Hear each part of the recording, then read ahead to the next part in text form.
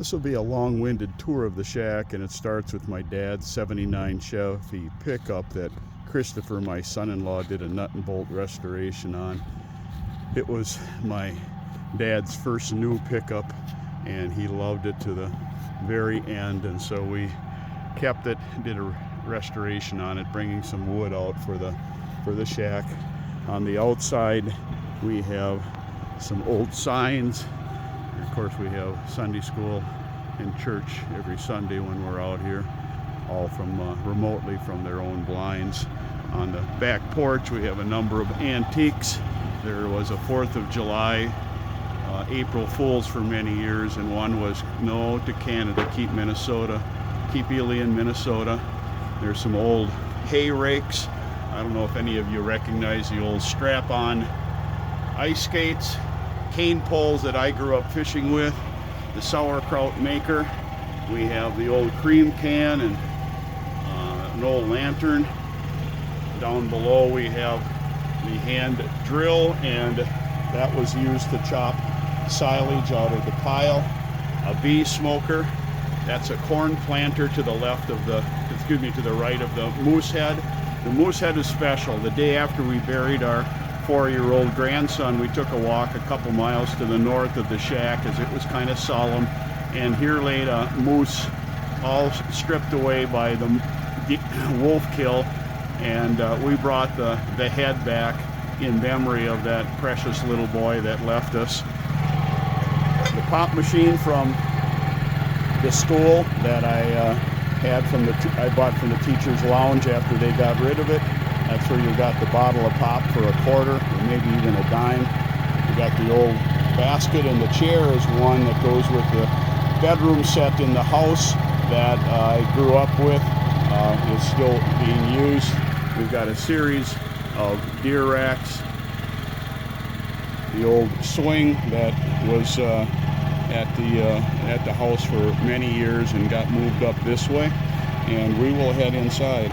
Before we do the thing with a green top on, it's very interesting. It was a cooler for the milk bottles that was buried in the ground, and that top part pulls out, would pull the milk bottles out. It could go back in the ground, and of course some logging tongs. And what you hear running in the background is a generator, which isn't an antique, but keeps us in the modern era. We had a 79th birthday party with my teaching and hunting partner a few weeks ago, and we call him the legend. He absolutely hates it. That's a 34-inch walleye he caught this past spring, and there's Mish with a pair of suckers, one being me with the hat covering my face so I'm not recognizable. Inside we have a number of luxuries called a gas stove. Just outside is the gas stove we had till a few years ago, and it was the one that I remember every meal I ever grew up with being cooked on.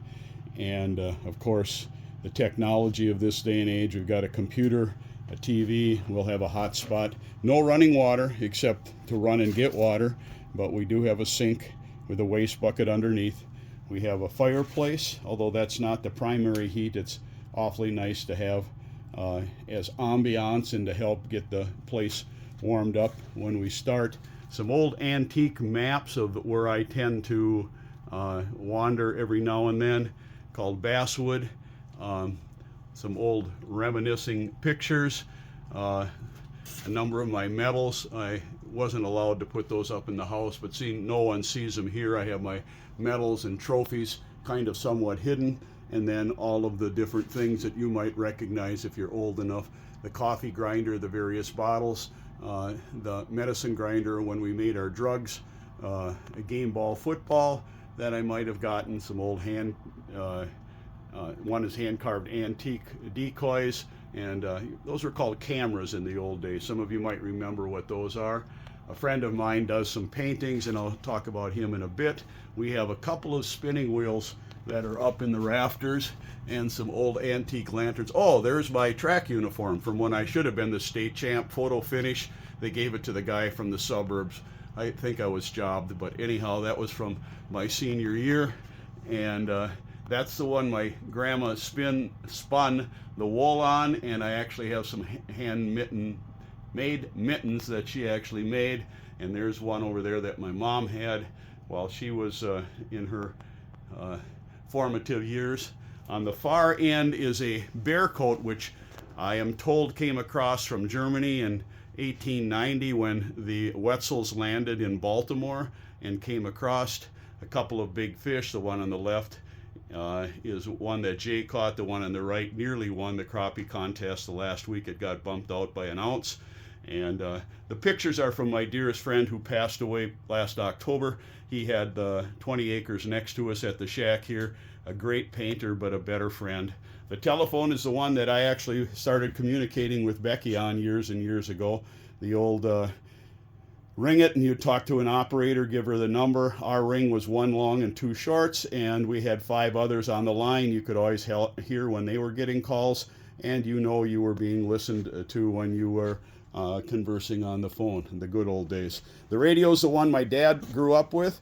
It was powered by a windmill generator. He talks about listening to the fights in the old days and Fibber McGee and Molly and all of those things. I used it in my, I had a bedroom upstairs that I got for a few months out of the year. Otherwise I slept on the couch. It had no heat or cooling in it. And on the farm, the summer and winter were too harsh to live there. But in the summer I would listen to, at least until it got too hot, the St. Louis station, the Chicago station, and the Minnesota station. Could catch 3 ball games in a night if I was listening. A plunger gun, which, and the review on it, and this is before we became politically correct, said if it's brown, it's down. Of course, not alluding to any nationalities or skin colors, but they called it a racist plunger. The old scales that we used at school before we went to digital. Inside of that is a tube tester, which we don't know much about anymore. And once I become very good in electronics, I will use that to get this fixed again. It worked till a couple years ago, then we had some smoke coming out of it, so we quit using it. We have plenty of bed space. We've got bunk beds here, a trundle there, comfortable couch to sleep on, another bed here, and 2 sets of bunk beds. We can comfortably sleep double digits, and I think we will have 6 out here tomorrow night, or as the week goes on here. One of my old sweatshirts that may not fit anymore, I'm not sure. I had a friend that was a canoe maker, and he made a number of things for me, including this canoe, decorative canoe that we have here. And then as we head to the back, we enter the sauna. Notice how it's pronounced sauna, not sauna. You would get corrected up here, which has a few benches that haul your own water. Rocks get hot. You actually let them get hot and then throw the water on them, trying to get the cabin heated up. We heat the cabin then by opening the window and the door to the sauna. We get her about 200 degrees in there and control the heat by opening and closing the doors. And we'll head out to the back deck.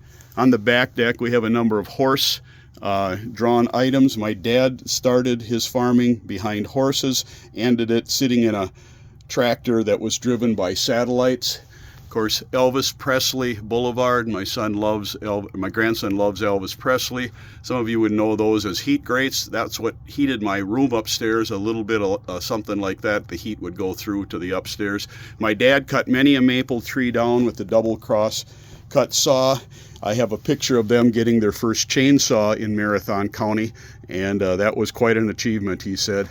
And then, of course, the size and the rakes and all of those things that go along with farming in the old days, old wood skis. And some of you maybe remember going down the hill on those iron railed sleds as they head down the hill.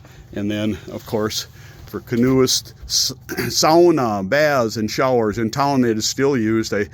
You could get a room for $4.50 a night. I think it's gone up from there in time, and some old signs. And then we head to the back deck, which has really a beautiful view. Sunrises from here are absolutely gorgeous.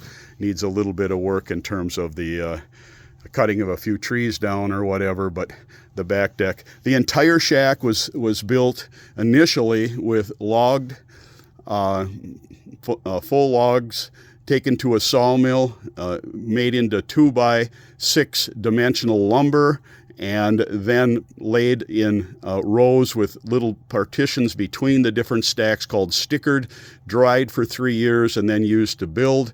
The inside has used doors and windows, and we have an ash swamp that we logged, and we had 5,000 board feet of black ash, so the inside walls and ceiling are all black ash.